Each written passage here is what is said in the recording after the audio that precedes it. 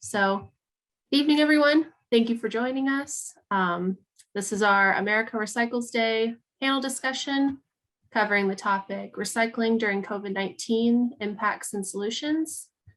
We've got a great lineup of speakers, as you can see on your screen. And at the end of all three of their presentations, we're going to have time where anyone can ask any questions, and then we'll be able to answer those questions for you.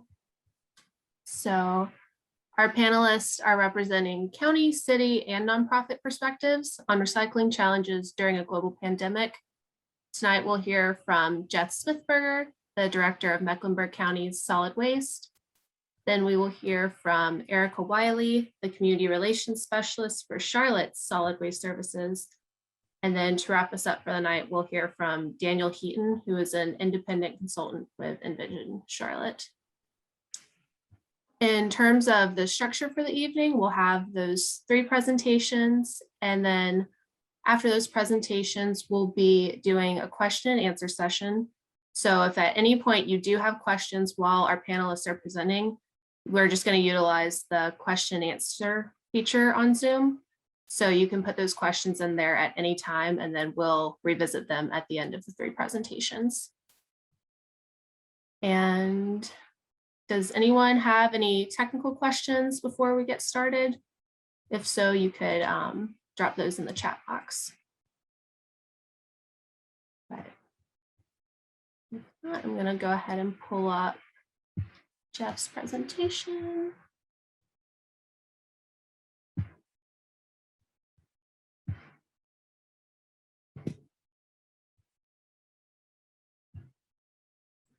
Let's see.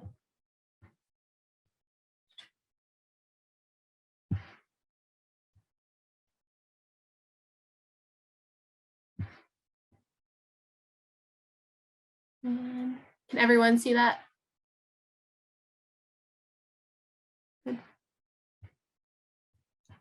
Yes. Cool.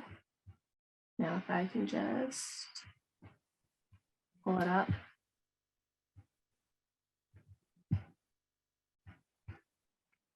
All right. Whenever you're ready, Jeff, you can kick us off. Awesome. Thank you so much, Laura, and welcome tonight. I am Jeff Smithberger. I'm the director of Mecklenburg County's Solid Waste Management Program, and would like to chat tonight about recycling during a pandemic, which is something I never thought that I would be discussing in my career. Next slide, Laura. Well, for this presentation, we're going to talk about several aspects of recycling and just try to relate to what happened. And quite frankly, some of it's still going on because our pandemic situation has not ended.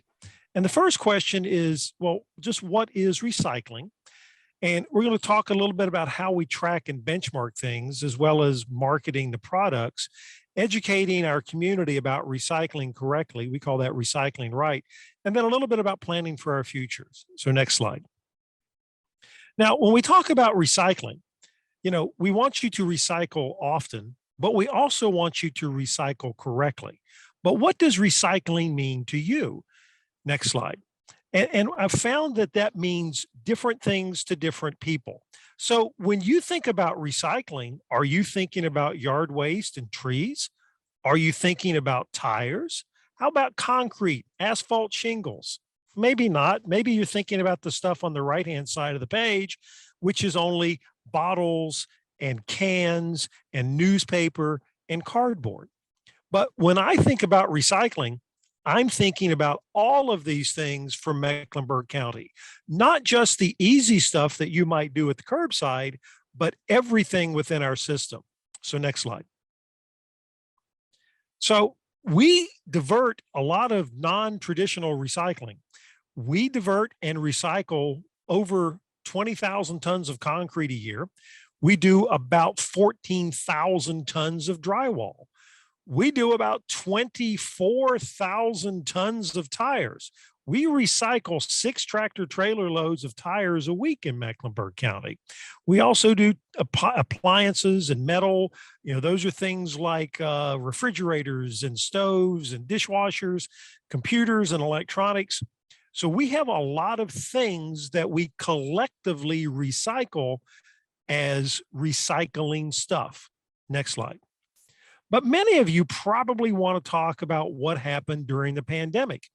Well, during the pandemic, our numbers grew. They grew a lot. From the first time that the economic stimulus checks came out, we found that people were replacing mattresses. Why? I guess they're staying at home and sleeping more. But we got about 35% more mattresses than we normally see. We got more tires and we got lots more television sets. Basically, the visits to our full service centers grew a lot.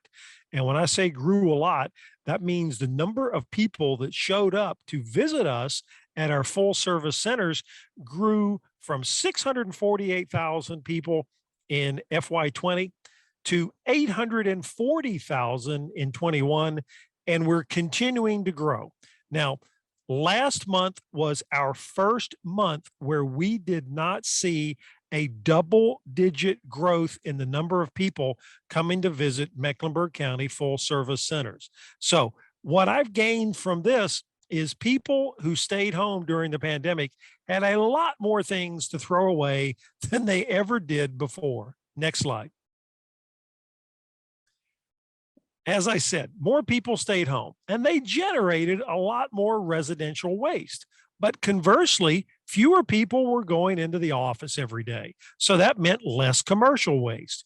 Our total waste stream did not increase that much, but the places that people were doing it did change from being about 50% residential and 50% commercial to dramatically more like 70% residential and much less commercial. Now, we did have issues with yard waste collection early on. Why? Well, if you think about how trash gets collected, your recycling and your traditional trash get picked up by a one-armed bandit on the side of a truck. That means there's one operator in the truck that's controlling that. But yard waste traditionally takes anywhere from 2 to 3 people. That means that those 2 or 3 people have to ride together in a truck. In the early days of the pandemic, we were all fearful over having people ride together in trucks. So that meant that the yard waste in many times was suspended and not collected. That meant more people were bringing yard waste to my facilities. And that also meant that some yard waste was piling up at the curbside. Now, we also had trouble filling critical jobs. This is still an issue for us. It is hard to find folks that have commercial driving licenses that want to drive large commercial Class 8 trucks to pick up yard waste, recycling, and other trash. Next question. Next slide, not necessarily a question. But we had a big growth in yard waste and trees.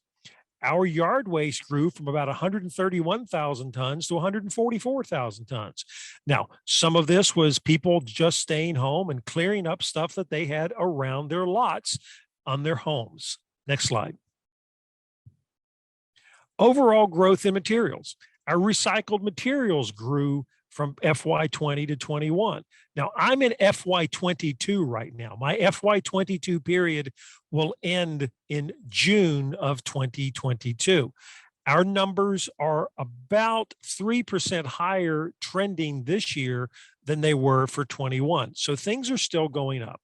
But recycled materials, 287,000, landfill materials, 579, total tons, about 870,000. We are approaching more people moving into our community. Some of this is due to more people. Some of it's due to the fact that they stayed home and they cleaned out those rooms. They cleaned out the garage. They cleaned out the attic and the basement and other places that they had time to clean out. Again, we are seeing somewhat reduced amounts of both people and materials coming into our facilities, but it grew dramatically during last year when we were in the height of the pandemic. Next slide. We have maintained a strong recycling system here. There are many communities that abandoned recycling during the pandemic. The material processing facilities where they were processing materials shut down. Many times they couldn't find enough drivers. If you look in the literature, and I'm not going to name any localities out tonight, but all of Mecklenburg County continued to recycle. Many of the surrounding communities around here and across the United States did not. We still offer our processing capacity to folks outside of Mecklenburg County, and we process about 20,000 tons of bottles and cans and other commingled recycling from our surrounding communities for a total of almost 100,000 tons processed annually at our material recovery facility. Now, we do have a large retrofit of our MRF in the works. Progress has slowed a little bit due to supply chain issues and COVID, but we expect to pay about $10 million to significantly retrofit our MRF in the next 12 months. Next slide. Now, this wasn't necessarily pandemic related, but I did want to mention it to the nice folks on the call tonight. But we are limited based upon recycling markets, and things that we have no home for, very seldomly do we have the opportunity to process. And Daniel, I'm sure we'll talk about that, but there are some niche things that can be done in recycling markets. But when I'm looking at recycling collection for the 490,000 homes in this community, we are at the mercy of what manufacturers make products out of. And many times they make they make products that just aren't able to be recycled. If there's not a market for me, then I generally can't find a way to recycle it. Next one. Our end-use products need to be clean. Now, it's hard to accomplish with a lot of our incoming materials being contaminated. Annually, contaminated materials cost our program about $1.8 to $1.9 million a year. And that's why we have a robust program to provide education to residents and businesses that use our recycling facilities. Next slide. We have a lot of outreach to residents and businesses. Maitri Meyer is on the call tonight, and she is our primary educator that we have. We had a webinar today at noon to celebrate America Recycles Day. We also have webinars at least once monthly to try to educate residents and businesses about the way to correctly recycle in Mecklenburg County. Next slide. We were an achievement award winner in 2021. So the one thing that the pandemic did is it forced us to abandon our in-house, in-person visits to our MRF. And so we revamped that to come up with a mechanism to be able to offer a webinar, a means and mechanism for folks to learn about our process, to see pictures and videos and the things that we do, but not necessarily do it in person by coming to us, by doing it virtually. And we also find that this meets our sustainability model, because now no longer do people have to get in a bus as students and come visit us. We can come to them in their classroom with a virtual means to provide education about our facilities and infrastructure. Next slide. We're planning doing some direct mailing to residents regarding recycling right. It would look very similar to what you see on your screen. Hey, Mecklenburg County, we don't want you to wreck our process. We want to make sure that you only recycle the items listed on the other side of this card. Those things: plastic bottles and jugs with necks, cardboard, cans, cartons, paper, and glass bottles. Next slide.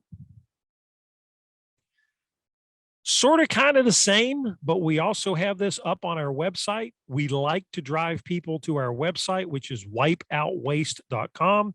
It gives you all of the information about the services and the things that we offer. There are videos and cool tools that are up there. There are downloadable things that can be printed off for churches and for businesses and for schools. And so you don't have to rely upon us to physically get you a hard copy of something. You now have the ability to reach out and do that yourself. Next slide. We got a little bit of a future in Mecklenburg County. We've been around for several hundred years, and we're planning on staying several more hundred years in the future.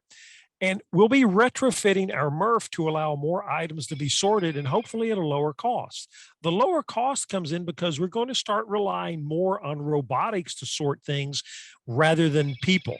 In many instances, we have a lot of people that are actually hand sorting things at our MRF.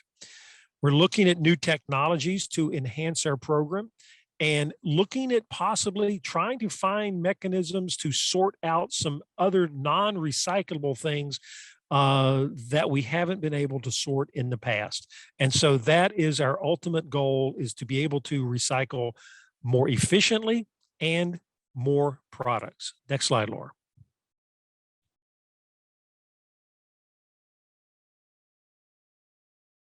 Switch over to the next slide. There we go. We're going to have to investigate and implement these new technologies.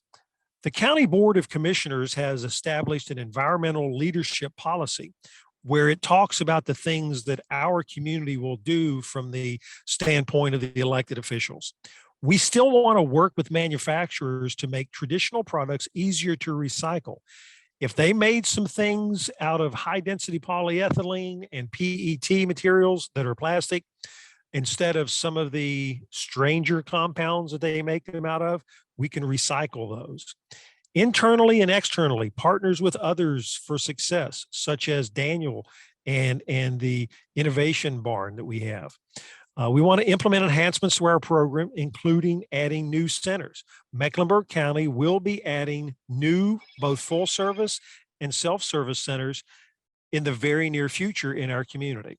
And we want to be innovative on these strategies, work with our advisory boards on community-based solutions to continuing recycling. So while the pandemic brought some of these things to the forefront a little sooner, many of these things were already on our radar screen. Next slide. That pretty much ends my quick 15-minute discussion of how pandemic affected us.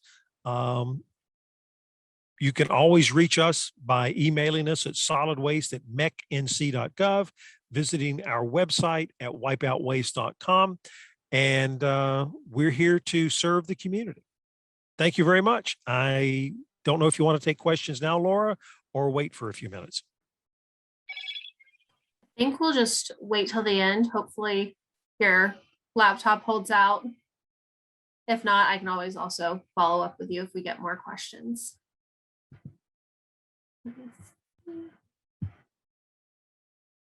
Yeah, thank you for that presentation, Jeff. That was some great information. And we're going to go ahead and transition over to Erica. Good evening, everyone. I can get my screen started here. Good evening, everyone. I'm Erica Wiley with the City of Charlotte Solid Waste Services. I'm the Community Relations Specialist for Solid Waste Services. I've been with the city for 5 years. What I do is I work with the communities of Charlotte, excuse me. I work with the communities of Charlotte. I work with the HOAs and the president and throughout the city with any issues that they may have in the neighborhood. If they don't have issues that they just want us to come up to talk about yard waste, recycling, I typically will come out into the neighborhood and do those. But this evening, we are going to talk about collection during the pandemic for recycle. Let me share my screen.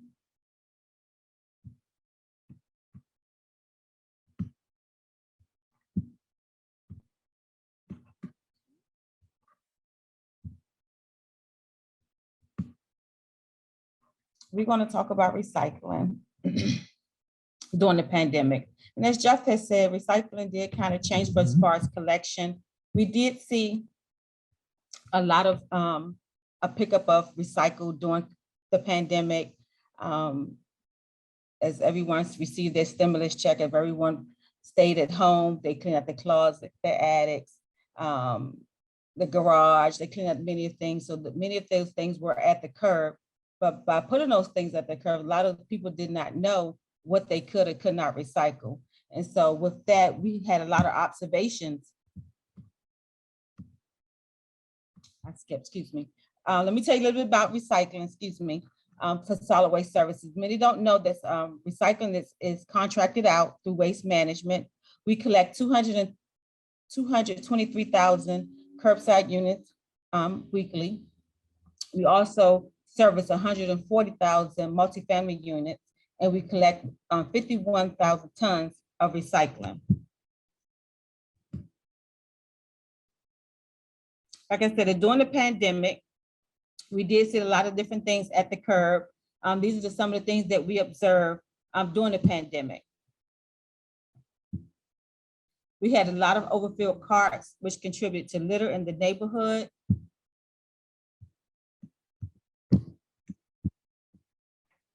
We had contaminated recycling carts being used. The recycle cart was being used for garbage, yard waste, and construction debris. We had bag recycled in the garbage. And a lot of these things are what we see on a normal, but during the pandemic, these items did heighten. We had a lot of improperly prepared cardboard. It was bulky, and it was folded in the cart versus the lid being closed. We had a lot of loose wrapping, plastic containers, water bottles, wrappings, and bubble wraps. We did see a lot of paper plates and napkins, a lot of takeout food and foil wrapping. We had a lot of, since everyone was home, we also experienced a lot of cars being parked on the street. During COVID, we still face that as we speak today. So by everyone's being home, we have a hard time collecting. We have to maneuver through tight roads throughout the city, and the city has not stopped growing. Folks are still moving here. So a lot of them don't understand, coming from different cities, they don't understand the difference when they move that, what they can and cannot recycling. So with that, we came up with a plan that like we already had. These are some of the pictures of the things that we face out there. Here you see we have a fan in the recycling cart. So we have household items. We have construction materials, plastic bags, and many other things that are not supposed to be contaminated. We have household items, yard waste that's here.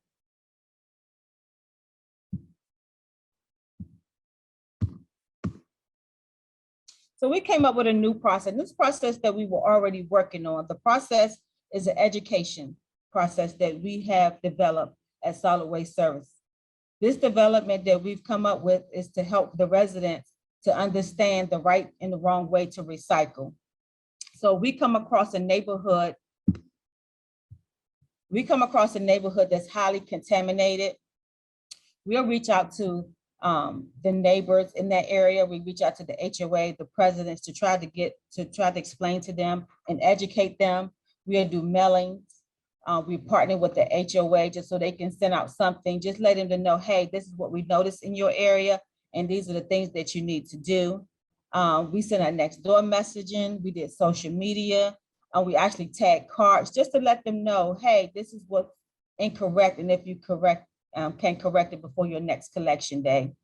It's even to the point we give out notice several times when we're recycling. If it's incorrect, they are unable to collect it. So we do have to leave a lot of things at the curb if it's incorrect, because we cannot take it to the recycling center. But we try to work with the HOAs again and the presidents to try to get everyone under compliance. The biggest takeaway we've come through at the end of the pandemic, well, we're not at the end of the pandemic. Freezing here. It's safety. Safety for our residents, safety for our staff, just making sure everyone stays safe. We try to follow the CDC, whatever they put out as far as what we needed to do and what not to do.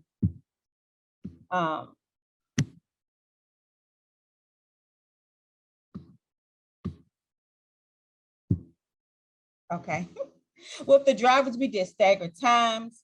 We made sure they had everything to sanitize while they were out in their trucks, because if they have to get out the truck and to touch the carts, we had to make sure that they had everything for their sanitation. We extended their medical leave.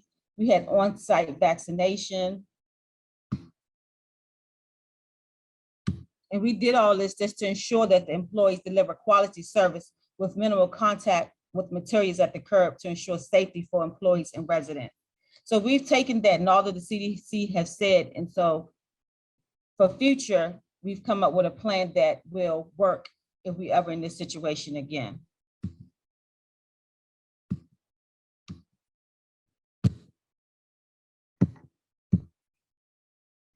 So for more information about solid waste service and the recycle, if you have any, want to know if you are recycling right or recycling wrong, you can always go to our website at charlottenc.gov. You can look up your collection day and color. You can look up about bulky collection to collect those household items. You can also order additional carts. If you find that now that you're home, you're producing more waste, you can order an additional cart. We have recycling education in the calendar as well. We also have, you can test your recycling knowledge. There you will find the wipeout game as well, the waste wizard, where you can try to see if those items belong in that cart. We have item prep quick tips, and you can also subscribe to our newsletter.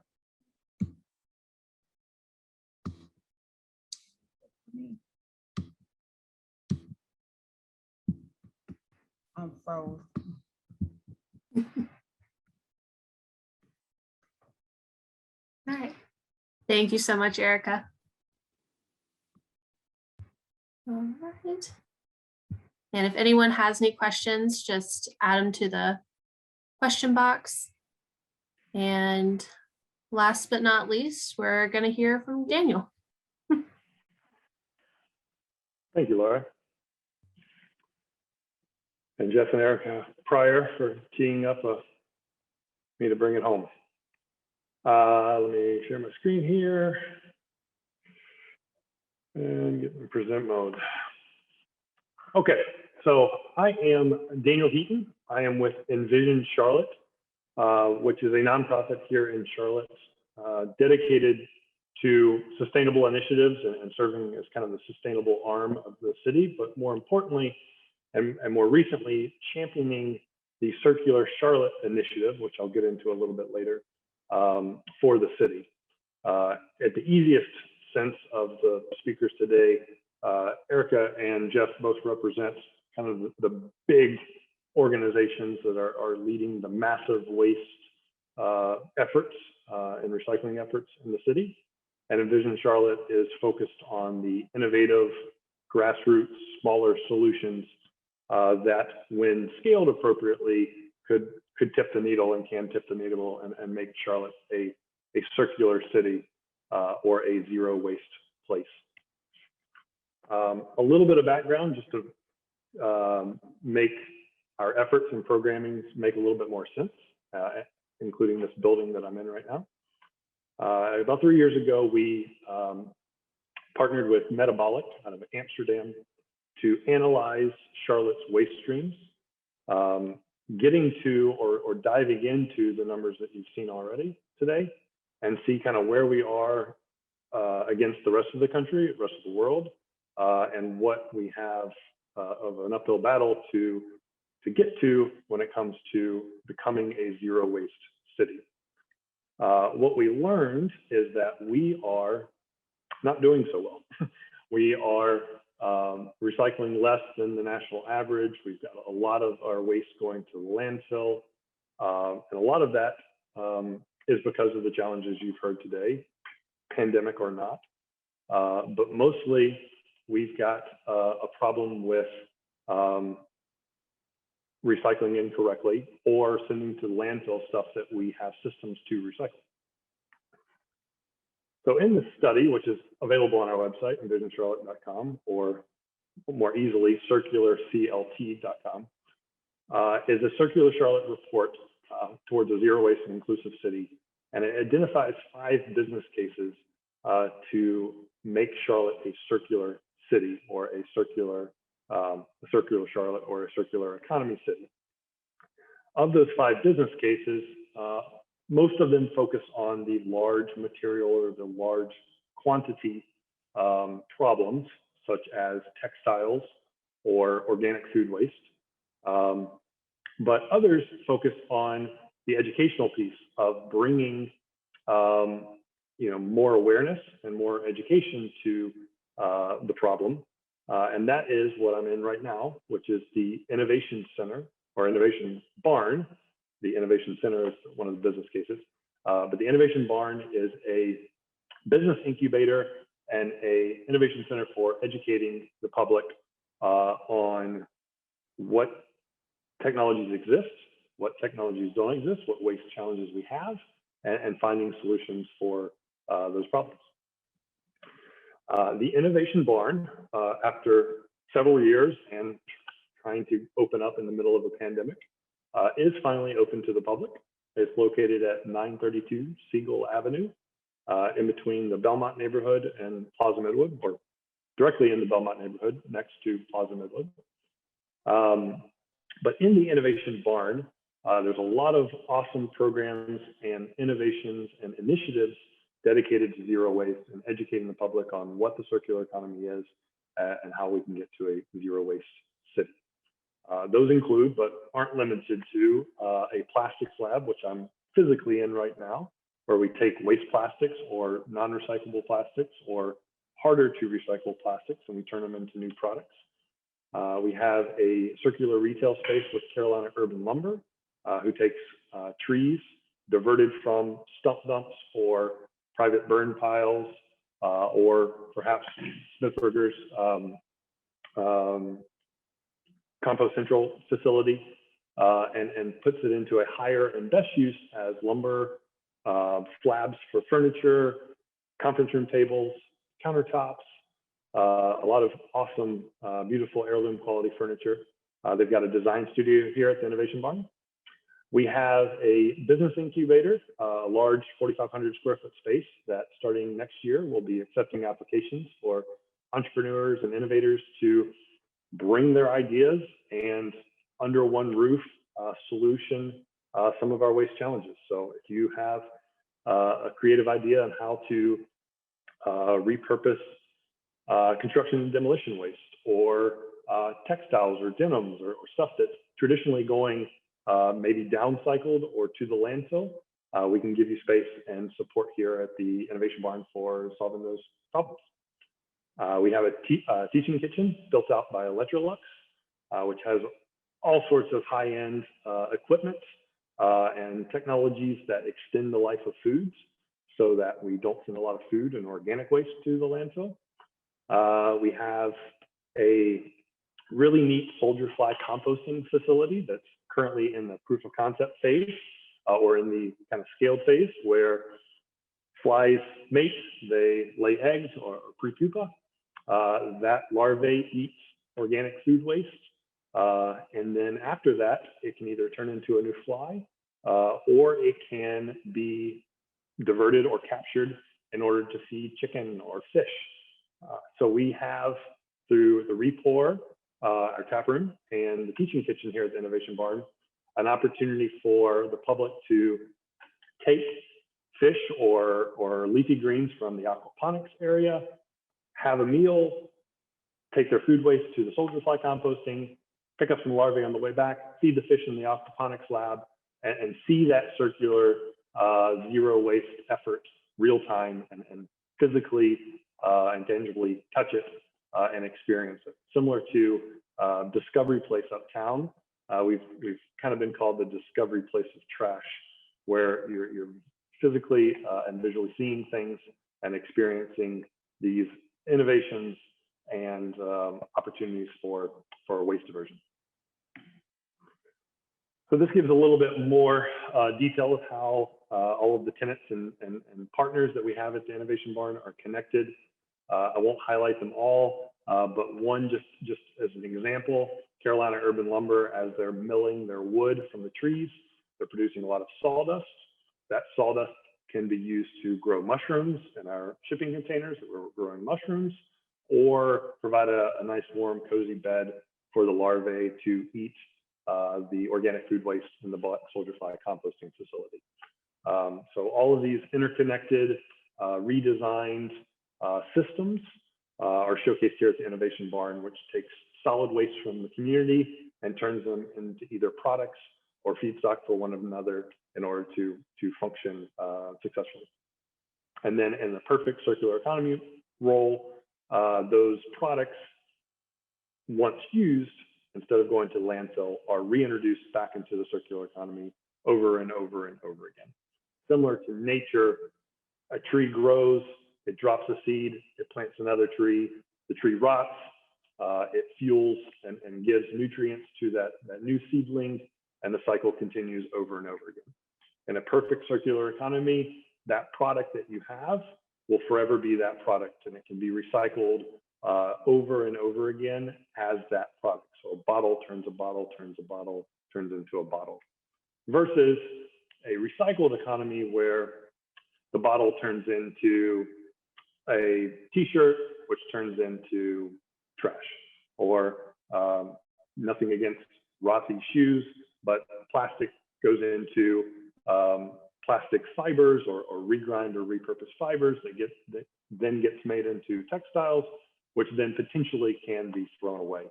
Unless that textile is captured over and over and over again and mechanically recycled, ultimately the goal is to have a circular economy where bottle turns into a bottle, turns into a bottle, or tree becomes a tree, becomes a tree, kind of thing. So as it relates to the pandemic, I want to focus on one particular room, the room that I'm actually in, as proven by the picture in my backdrop. And that's the plastics lab here at the Innovation Barn.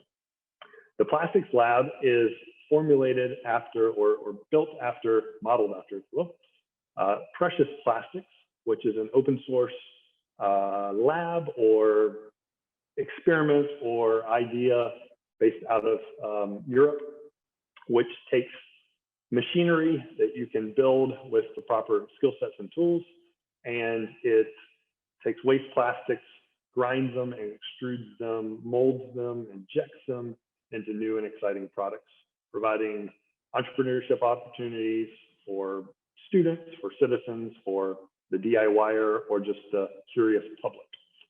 It's extremely scalable, taking multiple machines or larger machines or growing it at scale in order to solve a lot of problems that we face in the plastics space. As we were building out the Innovation Barn, we always had this idea for a Precious Plastics lab, and we're really excited about, but we were going at the pace of construction.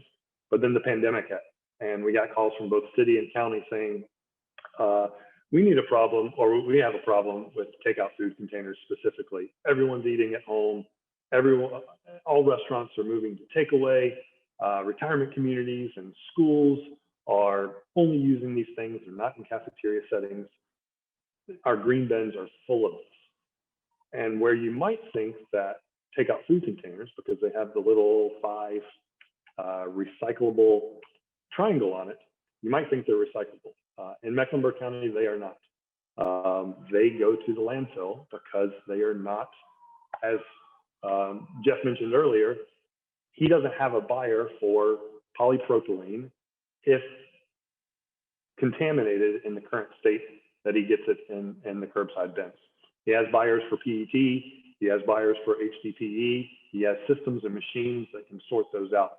But you throw in some takeout food containers, you throw in some plastic bags, you throw in a box fan, as Erica pointed out, you start to get these contaminations, and it reduces his economics and ability to sell at the value that he needs to sell it at. No different from takeout food containers. They are not recyclable in Mecklenburg County. Do not put them in your green curbside bin. But if you can have a lab like this and separate them without labels or food contamination and keep them all number 5 and nothing else, then you can actually do something with them.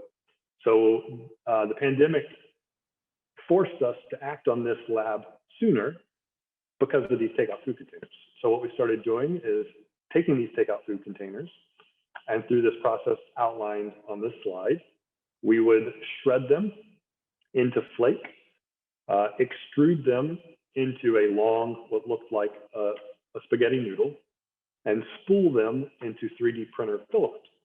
We could then take that 3D printer filament and either 3D print a personal protective equipment visor or any type of plastic product with a 3D printer, or we could pelletize it and send it to an injection molder that could do the exact same thing, just at a higher quantity, or could injection mold a host of other products.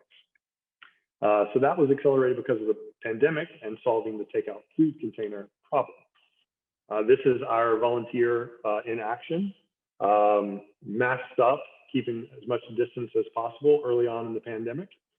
But bottom left is an example of the takeout food containers that we were getting from Southminster Retirement Community, where they had 600 residents eating 2 meals per day, all out of these takeout food containers, and all, ultimately going to the trash if we weren't to accelerate this program at our plastics lab and this Filabot Machinery.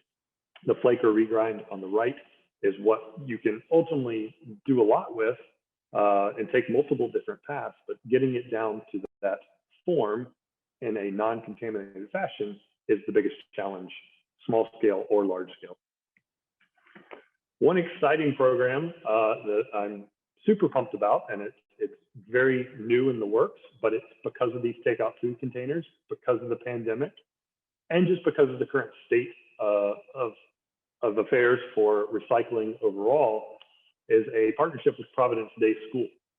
So Providence Day School had a lot of these takeout food containers, and their students were really passionate about keeping them out of the landfill.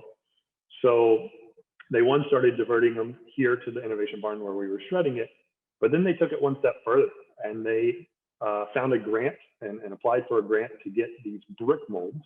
I would pick them up, but they're extremely heavy, and I don't want to drop them on my laptop right now.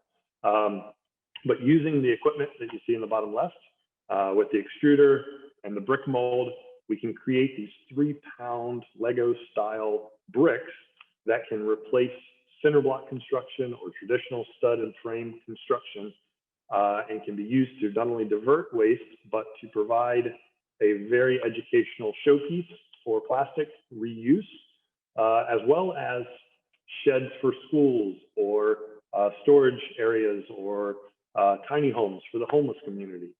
You can do a lot of innovative stuff with this recycled, repurposed plastic. Now, it's only a circular economy if that brick goes back to the shredder once it's done, but the education piece is exceptionally valuable on keeping it out of traditional curbside bins and keeping that contamination separate. We also have some molds coming with our extruder to make lumber or alternative lumber that you see in Trex furniture or the park bench pictured here. So we're really excited to experiment with that and start making things out of these waste plastics from schools, retirement communities, and the general public using our drop-off. And then lastly, in the circular economy, another program that we ran or built out because of the pandemic and just because of general desire to go to the circular economy or go to a zero waste, is we have all these partners that either have sustainability goals or have a desire to reduce their impact to the landfill. Charlotte Motor Speedway being no exception. So at the Charlotte Motor Speedway, Envision Charlotte redesigned all 987 bins. It was close to that number, but redesigned all the bins and actually got rid of the word that we're celebrating today, recyclables. So we removed the R word because recyclables to me is different from recyclables to you and different from recyclables for 60,000 NASCAR fans. So what we did, and the sign you can actually see on the side of this dumpster in the picture, is we put explicitly empty cans and plastic bottles only. And then we twin that bin, all 980 plus of them, with a trash can. So when presented with the disposal of a plastic bottle, aluminum can, or hot dog, or foam finger, it was very clear where the product should go. And because of that redesigning of the bin, we were able to decrease the amount of contamination by a considerable amount. And because of our partnerships with Coca-Cola Consolidated, a local bottler here in Charlotte, who has goals to get every bottle back, we were able to take that non-contaminated or low contamination material, sort it here at the Innovation Barn, bale it, and then send it directly to where Coke Consolidated buys their plastic flakes for blow molding their bottles and buys their aluminum cans from an aluminum mill. To date, with just 2 events at Charlotte Motor Speedway, we've closed the loop on over 100,000 beverage containers and made new bottles and cans. So that's plastic, PET, and aluminum cans that aren't going downstream to a recycler or aren't at risk of going to the landfill because of contamination. They're going directly back into what they were once made into. And because of that contamination free, just to reiterate, the contamination is the biggest problem right now. The more and more, or the less and less contamination that you have, the more and more your value of that product grows. So on the left there, you see those bottles. It looks like, hey, those are all bottles. But those green bottles, they actually make a bale of clear PET into mixed plastic. And that mixed plastic designation drives the value of that below what it's even worth from a material cost. That's why a lot of bottlers are actually getting away from green plastic and just going to a clear bottle with maybe a green label, which is easier, more easily separated. You get that bale of clear PET, higher value. Someone like Jeff can sell that easier or more easily. You start to get those flakes or pellets, like what we can do here in the plastic lab. That value gets even higher and higher. And then you start making products and start educating the public on those things. And then you have a much more higher value proposition. So it's been said multiple times. I'm only going to reiterate quickly, but how you can make an impact is to recycle correctly. When in doubt, and I've bolded it, third bullet point there. When in doubt, throw it away. I've got a couple pictures there showing what we see with our takeout food containers. Our takeout food container collection says very clear in massive font and bright lettering, number 5 takeout containers only, no stickers, no labels, no food. But yet in the bottom picture, there's medicine containers. There's number 6 clamshells. There's shampoo bottles.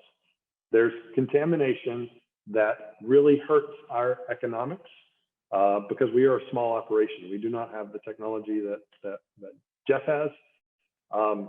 So if you're contaminating the little guy, and the big guy has a contamination product, contamination is the absolute worst. You're much better off for your community, for the recycling efforts, for the recycling economy of the US and beyond, and the environment, if you just recycle correctly and throw away something that's not being asked for. We are not collecting anything that we can't sell and move on to new things. Same with Jeff. He's not in the business to collect trash at the recycling centers. So don't send them trash. You can, however, bring your clear number 5 plastic to the Innovation Barn or to South End Market, and we can do something awesome with it. And we can show you in the plastics lab, if you visit us, what we're doing with that, be it the bricks or PPE or 3D printer filament or other exciting stuff. And then lastly, volunteer with us. Every Saturday from 8 to 11, we've got open volunteer hours. We promise something different every single weekend, and it allows for an opportunity for people of all ages. We've had, I think, probably from 8 to 80 show up and volunteer with us and really, hopefully blow their mind on what is possible and what you can do when you recycle correctly. Lastly, I'll just throw a little nugget or a little teaser. We worked on a pilot program during the pandemic. It was kind of paused during the pandemic because of the pandemic. But this is SmartC Recycling, and this is an attempt to source separate valuable material in order to reduce or eliminate contamination. The way this program works is we delivered these bags to 250 residents. They filled one bag with only aluminum cans when they had them, and one bag with only PET bottles, plastic bottles with necks when they had them. When it was full, they scanned using an app. We dynamically routed a truck to go pick it up, and we immediately baled them and processed them on site and sent them directly to the processors that made new bottles and cans for Coke Consolidated. This is a program where if you contaminated the bags, we kicked you out of the program immediately. So we got the best of the best. We got zero contamination material. And something like this, albeit at a much scaled up level, we believe is where recycling is heading eventually because of the economics prior or previously mentioned by all three presenters tonight. So look out for this as we hopefully bring it back and scale it throughout Charlotte. There's our website or contact information if you want to reach out for more. Thank you, Laura, for the opportunity and to the other presenters for educating those on the call and those that will listen to this later in order to recycle correctly and do some good. Awesome. Thank you so much, Daniel. And thank you to Erica, and Jeff had to go, but thank you, Maitri, for stepping in. We've gotten a few questions. Well, I've got Innovation Barn and Envision Charlotte. Oh, Do you want me to answer Tyler's questions live that are in the chat? sure. Okay, so one of our participants asked a couple questions in the chat. The first one is, do bottle caps cause contamination, or are they able to be easily separated? The answer to your question is they are not separated. Bottle caps, you can do one of two things. You can make sure they are tight on the bottle that you want to be recycled, and they go through the process with everything else. They get baled with the rest of the bottle. Or you can take it off and throw it into the garbage can, but it is very important that they are not separated, because if, I forgot that I didn't have my video on, sorry about that.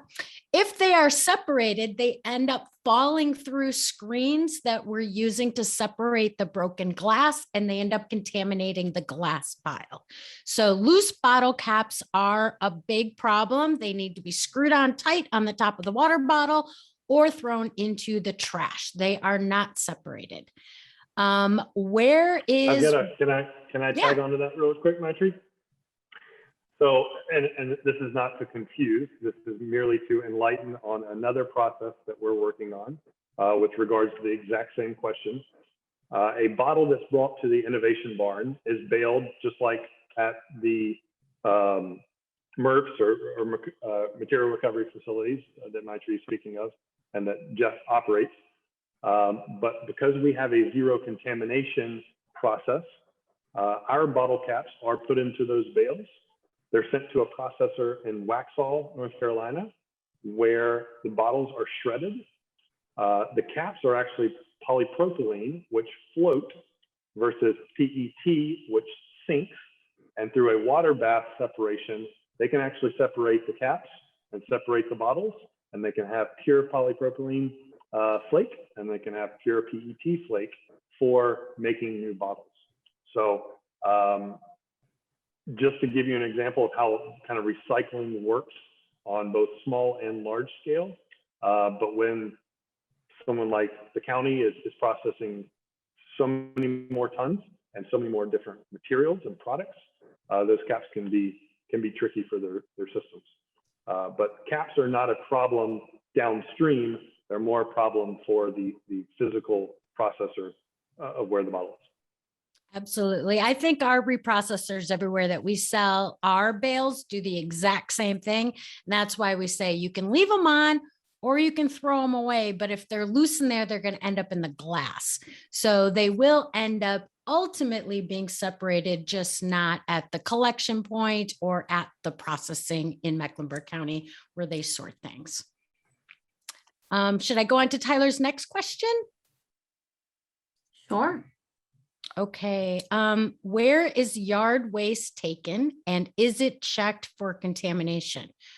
So City of Charlotte, Huntersville, Ballantyne, Mint Hill, whoever collects your materials can decide what they want to do with your garbage, your recycling, your yard waste. But in the City of Charlotte and in Mecklenburg County, your yard waste is picked up by probably the City of Charlotte, and then it's taken to a place called Compost Central. That's another facility operated by Jeff's department at Mecklenburg County Solid Waste. He has the material recovery center or facility that handles the recyclables. landfill, and then the compost central. So compost central, everything is dumped and it goes through the commercial composting process. I wouldn't say that it's checked for contamination, but if there are plastic bags in there, somebody needs to manually open them and dump them out, or they end up going through the shredder process, and then they need to take little bits of plastic bags out of the compost. That's why the city of Charlotte recently made a new policy that they will only pick up yard waste that is in craft paper bags or in reusable containers that weigh less than, I can't remember, 30 pounds or so that the collectors can easily dump them into the truck, because trying to separate out those plastic bags that obviously aren't compostable, we're turning into a headache. Anything to add? Nope, you got that on the nail. Yeah, so it was time consuming. We were ripping the bags at curbside and they had to dump them. So no, you are absolutely correct. That's why we went to the yard waste mandate bags. And that was one of the questions that I've gotten a lot from people, is just throughout the fall season, we've seen the leaves getting collected. And for the most part, I've seen a lot of paper bags, but I also keep seeing a lot of the same plastic ones. So I was wondering, like, how much success you would say that there's been so far with the shift to paper. In the beginning, we gave everybody time to switch over, because we know it was, some people had already, some residents had already purchased their paper plastic bags. So we gave them time to purchase the paper bags or come to solid waste to pick up the paper bags that are required. But now, as we speak of today, we have a few, it's not many. We did have some bite in the beginning, but now we are on the road. We're on the right track. We do have some residents who are still using the plastic bags, but we are reaching out with them just to let them know, hey, you know, this is the new mandate, the policy that was put into place, and you can be, it is a fine, it is attached to it. But so far, so good. We are on the way. Good. That's encouraging. Let's see if we've got any others that we were going to ask. Oh, I do have another question from Tyler that I think Daniel might be able to answer. I think I might have just answered it in the chat. I'm not sure if everyone saw it. Oh, okay. About the Carolina Urban Lumber. Yes. So the question was, does Carolina Urban Lumber currently work with any arborist companies in Charlotte? And my answer was yes, with an exclamation point. Carolina Urban Lumber partners with a lot of tree services here in Charlotte, including the city arborists or the office of the city arborist, to divert as many felled trees as possible from being wasted. Short story on when a tree comes down, the small branches and limbs usually get grinded up right there on site, turned into mulch and chip, and that's used as mulch and chip throughout the city of Charlotte. But the biggest problem is the large trunks or logs that a tree produces, as well as the root ball that sometimes comes up from a storm damage or from land clearing. The root ball most likely will go to a private dump called a stump dump, or to Compost Central, where it's grinded up and put into their compost piles. But Carolina Urban Lumber focuses on the large logs and trunks of the tree in order to mill them at the highest and best use into lumber, slabs, and even use them now. They just made available their Carolina Urban Firewood business, where they're using every single part of the tree to make as many local products as possible. And they now have a Carolina Urban Firewood business. So if you need firewood, they can answer that too. But yes, they work with as many tree services and the city arborists to do just that. And another question for you, Daniel. Does the mushroom farm ever use any of those hardwood logs for the mushroom production? Yes, so the mushroom farm is being built out right now as we speak. We hope to be growing mushrooms by January of this coming January, hopefully by year end, but most likely January. And we will produce, Mush is the name of the company or name of the individual that's running that. But we hope to produce several types of mushrooms, some of which will grow directly on waste logs or logs that come from Charlotte trees. The other types of mushrooms are going to be produced in bags that are stuffed with Carolina Urban Lumber's hardwood sawdust. Awesome. And then, well, I've still got you, Daniel, and then I'll leave you alone for a minute. I was going to ask, I heard you and Jeff talking about styrofoam earlier.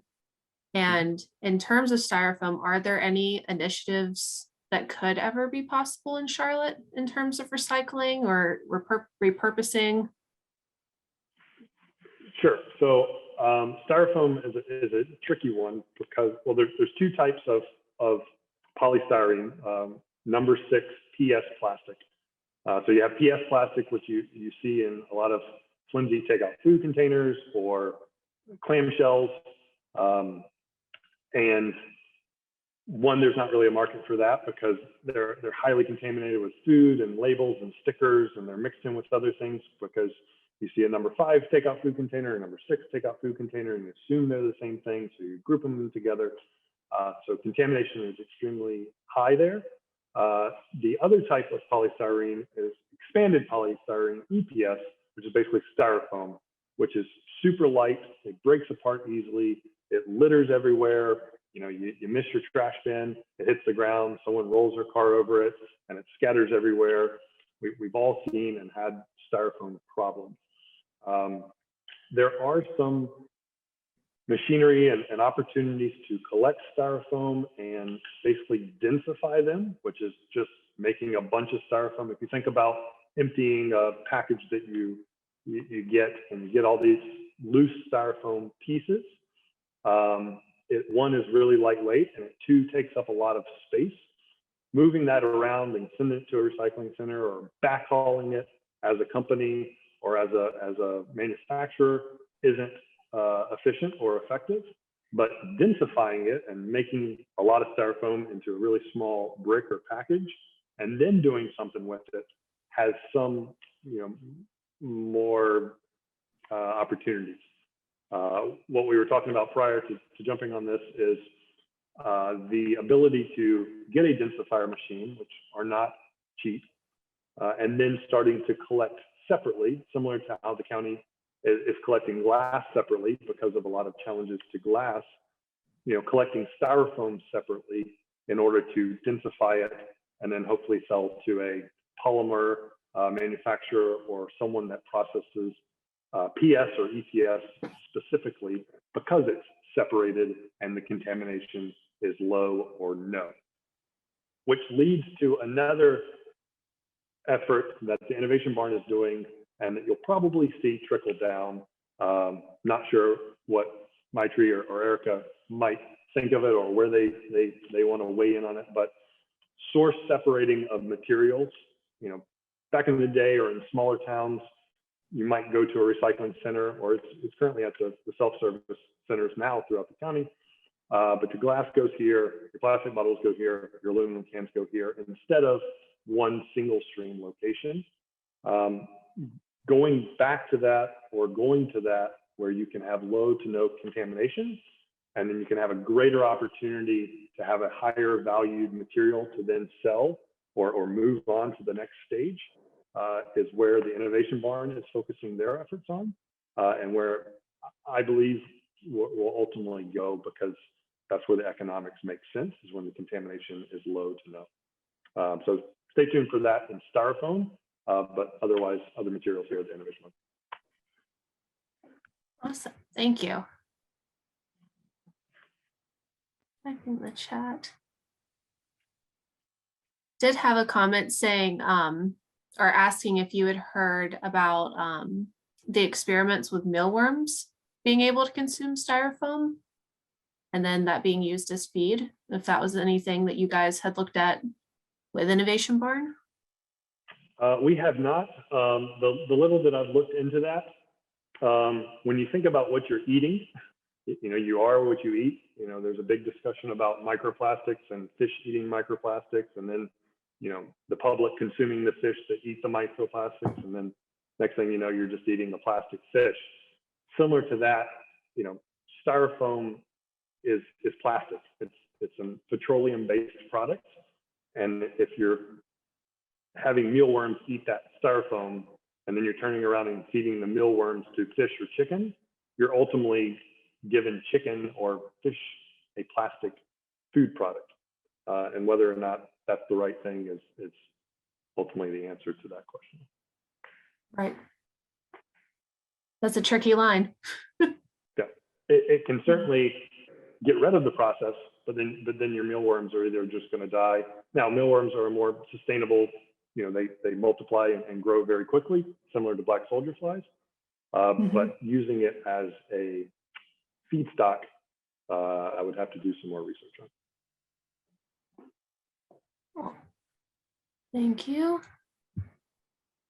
See if there's any other questions at the moment.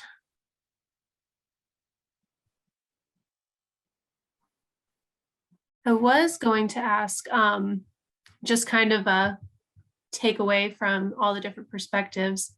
Maitri, if you want to start me out from the initiatives and programs that the county has, what would you say is the one thing that you would just want for people to take away from what everyone's doing with the county and remember from tonight's lessons? Yeah, so as Jeff said, we receive about 400 tons of recyclable materials per day. And I know tons makes no sense to anyone unless you're in the industry. So just so you know, that's like 55 to 60 truckloads of materials that are being collected in curbside carts by your cities and towns are being dumped on our material recovery floor. We need everyone to prepare those materials for us to sort them.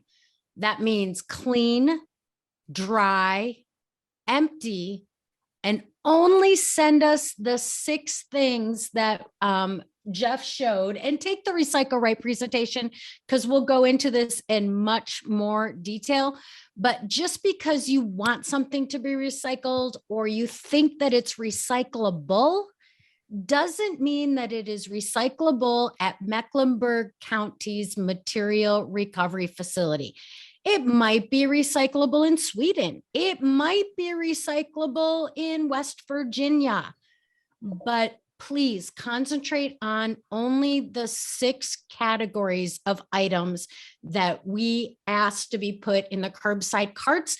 You can recycle plastic bags, dry cleaning bags, your Amazon bubble wrap pouches, the sealed air pouches, things like that at your local grocery store or retailer by their entrance. But please don't put them in your cart. We cannot separate those, and we do not have a way to keep those from wrapping around our machines. So you can recycle some things, but sometimes you need to bring them to the full service drop-off site. Sometimes you need to bring them to your grocery store, and only those 6 things can go in your residential curbside cart. So we need you to prepare the materials properly and only give us what we can separate and resell. And to further iterate on that, of those 6 things, 50% of them, or 3 of them, are paper-based.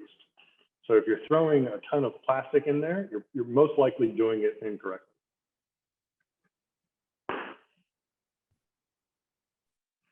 She's got the They're book. not going to collect it.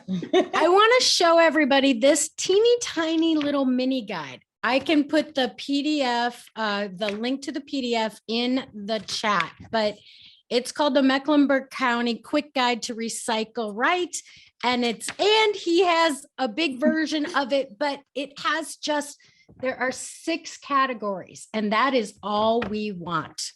So no food, no diapers, please no diabetic needles, no rechargeable batteries, nothing flammable, nothing sharp, and nothing that can tangle the machines. And if you're ever in doubt, you can always visit our website. That would be my takeaway. If you're ever in doubt, just visit our website. There's plenty of educational information out there across both boards that will let you know the correct items. And if not, you can always give us a call or contact 311. They're very, very good points. And Erica, while I've got you, I'll ask you the same question. What's your biggest take-home message from the initiatives and programs that you all are doing at the city? That was mine. That was But that's okay.